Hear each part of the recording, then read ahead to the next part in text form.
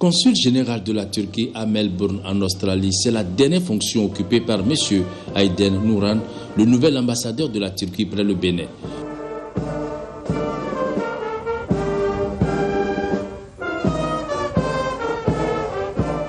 M. Aydin Nuran a aussi occupé plusieurs postes avant de rentrer au ministère turc des Affaires étrangères.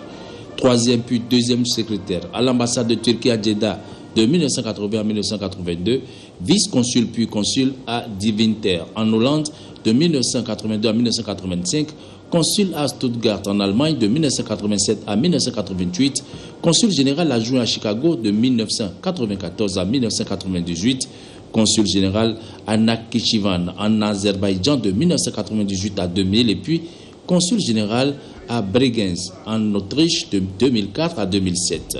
Il revient désormais donc à l'ambassadeur Aydin Nuran de consolider le partenariat que la Turquie et le Bénin ont désormais scellé. Un partenariat qui embrasse déjà plusieurs domaines.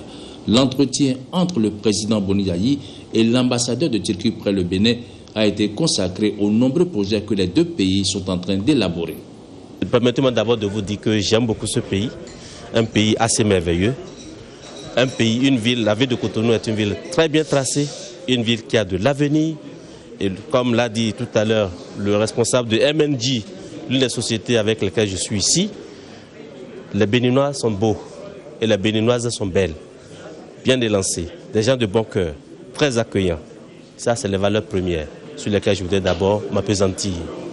Avec les deux visites que le chef de l'État béninois a effectuées en Turquie, il a ouvert beaucoup de portes, et nous constatons que beaucoup de choses s'améliorent au niveau de la coopération entre la Turquie et le Bénin. D'abord, on vient de parler de l'eau en large, de la construction du barrage hydroélectrique. On a parlé de beaucoup de capacités, 120 MW, 130 MW, 600 MW. De toute façon, tout cela sera finalisé parce qu'il y a déjà une visite du site qui est organisée pour tout à l'heure et visite à laquelle prendra part le chef de l'État lui-même avec une délégation de la partie turque. On a parlé également de l'intérêt que porte l'industrie textile turque au Bénin parce qu'au Bénin, on constate que vous produisez du coton. Bon, il faut vous dire qu'il y a beaucoup de projets qui sont déjà mis en chantier ou bien qui sont à l'étape donc de la réflexion. Il y aura un suivi pour ça que mon cabinet va proprement s'occuper. Alors on parle également donc de Turkish Airlines, la compagnie Turkish Airlines qui va commencer par desservir le Bénin d'ici à là. Et on pense également à une collaboration très serrée entre les universités béninoises et les universités turques. Même dans le domaine de la santé, il y a beaucoup de projets sur lesquels on est en train de réfléchir. Donc, je dois vous dire que beaucoup de portes sont ouvertes et que toutes ces portes-là s'articulent autour donc, des accords que nous avons signés lors de la dernière visite du chef de l'État, notamment la libéralisation donc, des échanges commerciaux entre les deux pays et l'organisation de la journée turque qui aura lieu entre juin et juillet de cette année, c'est-à-dire en été. Une délégation d'entrepreneurs turcs est d'ailleurs au Bénin pour la mise en œuvre de certains des projets, notamment la construction d'un barrage hydroélectrique à Kétou.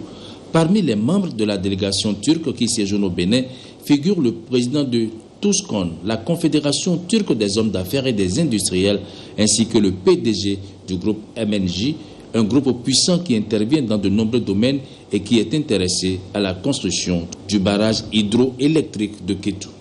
TUSKON, le patronat turc, comprend plus de 40 000 membres. M. Rizamur Meral, le président de TUSKON, a été fait commandeur de l'Ordre national du Bénin, tout comme M. Mehmet Nazif Koumal, le PDG du groupe MNJ, qui rassemble plus de 20 entreprises. En décidant d'honorer ces entrepreneurs chevronnés, le Bénin a voulu dire qu'il compte sur leur dynamisme et leur pragmatisme.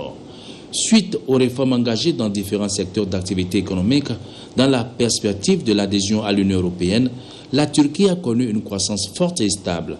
Le Bénin pourra bénéficier de cette économie vigoureuse, dynamique, ouverte et plurisectorielle avec le nouveau partenariat qui se noue entre les deux pays.